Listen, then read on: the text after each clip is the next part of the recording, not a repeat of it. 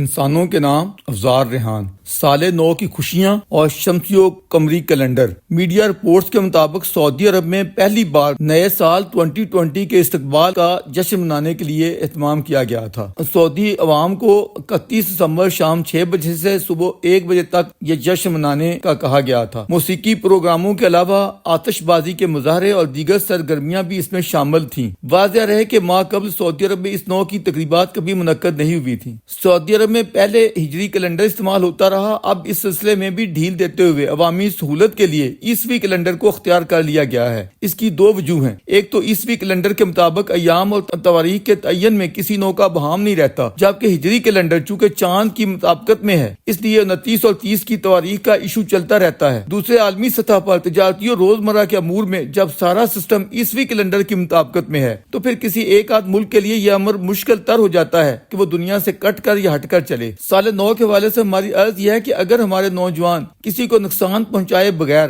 اس رات خوشیاں مناتے ہیں تو ہمیں اپنے بچوں کی ان معصوم خوشیوں کا قاتل نہیں بننا چاہیے۔ ہمارے بہت سے ایسے مذہبی انتہا پسند ہیں جو امت المسلمین کو سال نو کی خوشیوں میں شریک ہونے سے روکتے ہوئے دلیل یہ دیتے ہیں کہ سن عیسوی تو مسیحوں کا کیلنڈر ہے، ہمارا کیلنڈر تو سن ہجری ہے، اس لیے ہمیں کافروں کی پیروی نہیں کرنی چاہیے۔ لیکن ایسے حضرات کو مشکل یہ پیش آتی ہے کہ وہ یہ بھی نہیں کہہ سکتے کہ ہجری کیلنڈر کی مطابقت میں سال نو کی خوشیاں منانے کو جائز یا درست قرار دے دیں یا اس کی اجازت دے دیں، اس لیے کہ ہجری سال تو شروع ہوتا ہے محرم کے مہینے سے جو شہادت حسین کی وجہ سے سوگ کا مہینہ قرار پایا ہے۔ مسلمانوں کے خلیفہ دوم سیدنا عمر فاروق کی شہادت کا دن یکم محرم بیان کیا جاتا ہے، اس لیے وہ سال نو کے آغاز میں خوشیوں کی اجازت کیسے دے سکتے ہیں؟ تو نتیجہ یہ نکلتا ہے کہ کسی بھی سال نو کی خوشی منائی ہی نہ جائے۔ ایرانیوں نے اس کا حل جشن نوروز میں نکال رکھا ہے، جسے ایرانی قوم قبل از اسلام سے مناتی چلی آ رہی ہے۔ جس طرح ایرانی شہنشاہیت میں یہ سال نو منایا جاتا رہا، دلچسپ بات یہ ہے کہ خمینی کے اسلامی انقلاب میں بھی یہ اسی دھوم دھڑکے کے ساتھ منایا جاتا ہے۔ اگرچہ ملا لوگ اس کی مخالفت کرنا چاہتے ہیں، لیکن ایرانیوں کی جبلت میں جشن نوروز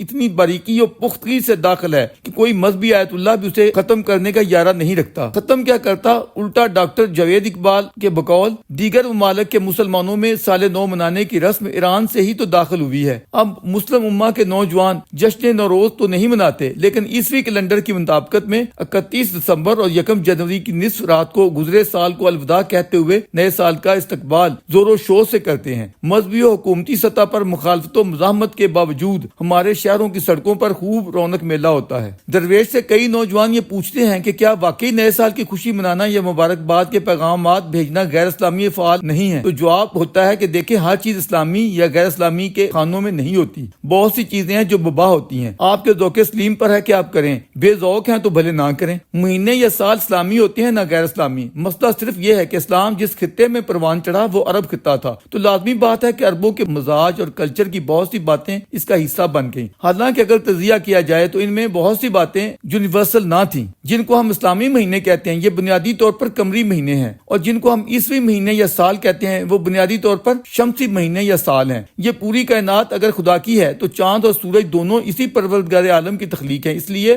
دونوں میں سے جس کے مطابق بھی حساب کتاب کر لیا جائے وہ سب کا سب جائز و مستحسن ہے۔ اگر ایرانی لوگ جشن نوروز مناتے ہیں تو وہ بھی مستحسن ہے۔ قمری مہینوں کو ہی اسلامی قرار دینے پر ضد کرنے والے غور فرمائیں کہ اگر ان کی بات کو درست مان لیا جائے تو پوری دنیا کے انسان متفقہ طریقوں سے محروم ہو جائیں گے۔ امریکہ میں کوئی اور تاریخ ہوگی تو یورپ میں کوئی اور، افریقہ اور ایشیا میں کوئی اور، حتیٰ کہ صرف ایک ایشیا میں آباد مختلف ممالک کوئی ایک متفقہ تاریخ طے نہیں کر پائیں گے۔ آپ کا دعویٰ ہے کہ آپ کا دین یونیورسل ہے، تو پھر جواب دیں جو چیز یونیورسل بننے کی صلاحیت ہی سے آ رہی ہے وہ اسلامی کیسے قرار پا سکتی ہے؟ اسلام کی بہت سی چیزیں ہیں جو یونیورسل ہونے کی اہلیت نہیں رکھتی ہیں۔ ہجری کیلنڈر کا اجرا جسے آج ہم اسلامی قرار دلوانے پر بضد ہیں، اپنے وقت اجرا از خود ایک بدعت تھی، کیونکہ پیغمبر اسلام کی پوری زندگی میں ایز سچ اس کا نہ استعمال ہوا نہ اجرا۔ اس سلسلے میں بالعموم عام الفیل کا تذکرہ ملتا ہے۔ پیغمبر کے دنیا سے پردہ فرمانے یا رحلت و وفات کے بعد سیدنا ابو بکر کے دور خلافت میں بھی مسلمانوں میں کوئی سن ہجری یا ہجری کیلنڈر نہ تھا۔ بس 10 अरब महीने चलते थे। सैयदना उमर फारूक के दौरे इक़्तिदार में एक वाक़या पेश आया जिसके कारण जरूरत महसूस हुई कि सालों की तखसीस कैसे की जाए। सो उन्होंने अपने अहबाब की मुशावरत से वाक़या हिजरत को इसकी बुनियाद बना दिया। इस्लाम जब तश्कील पाया तो वह अरबस्तान तक महदूद था, इसलिए उसे इस नौ के चैलेंजेस दरपेश नहीं थे, मगर बाद ये उलझने बहरहाल पैदा होनी थी। सो इनका सामना हम कुशादा ज़हन के साथ ही कर सकते हैं। अरबों में तो तालीम भी ज्यादा ना थी, इसलिए वो तवारीख का हिसाब चांद के घटने बढ़ने से लगाते थे, जबकि आज की दुनिया की ये मसाइल नहीं है, दीगर मसाइल हैं। सो इन छोटी छोटी बातों को आलमगीर सच्चाई की हैसियत से पेश करना आज खुद जहालत का मुंह बोलता सबूत है। दुनियावी मामला चलाने के लिए ये कैलेंडर या तारीखें हैं। हर कौम अपने हालात की मुनासबत में जिस तरह सहूलत महसूस करे इसी कैलेंडर को इख्तियार कर सकती है। मजहबी इबादत का मामला एक कतई इस्तिस्नाई मामला है और इनकी कमरी मुताबिकत में ये भलाई पाई जाती है कि हम मौसमी तगयरात से मुसावी तौर पर मुस्तफीद हो सकते हैं और कई जगह नहीं भी होते, जबकि शमसी कैलेंडर ने पूरी दुनिया में बदलते माह साल और मौसमों के बावजूद एक इस्तेहकाम, एकता और वहदत पैदा कर रखी है। दुनिया भर के इंसानों को जो सहूलत शमसी कैलेंडर ने बख्शी है वो कमरी कैलेंडर के बस में ना थी। इससे क्रिश्चियन लोग बिलाशुबा हम पर फख्र कर सकते हैं। यही वजह है आज अगर हम सच्चाई के साथ जायजा लें तो हमारी सोसाइटी में कितने लोग हैं जो अपने रोजमर्रा के मामलात में चांद के हिसाब से अपनी तारीखों का तयन करते होंगे। शायद देहातों के चंद अनपढ़ लोग ही ऐसे मिलेंगे, वो भी बिलअमूम हिंदी या देसी महीनों का ज्यादा हिसाब किताब रखते हैं, वरना हमारे 99% लोग ईसवी महीनों और सालों का ही रोजमर्रा की जिंदगी में इस्तेमाल करते हैं। लिहाजा अगर वो इसकी मुनासबत से साले नौ की तकरीबात मनाते हैं तो किसी मजहबी ग्रोह, शिद्दत पसंद तंजीम या हुकूमत को कोई बिल नहीं आना चाहिए और ना ही इसकी मुखालफत करनी चाहिए।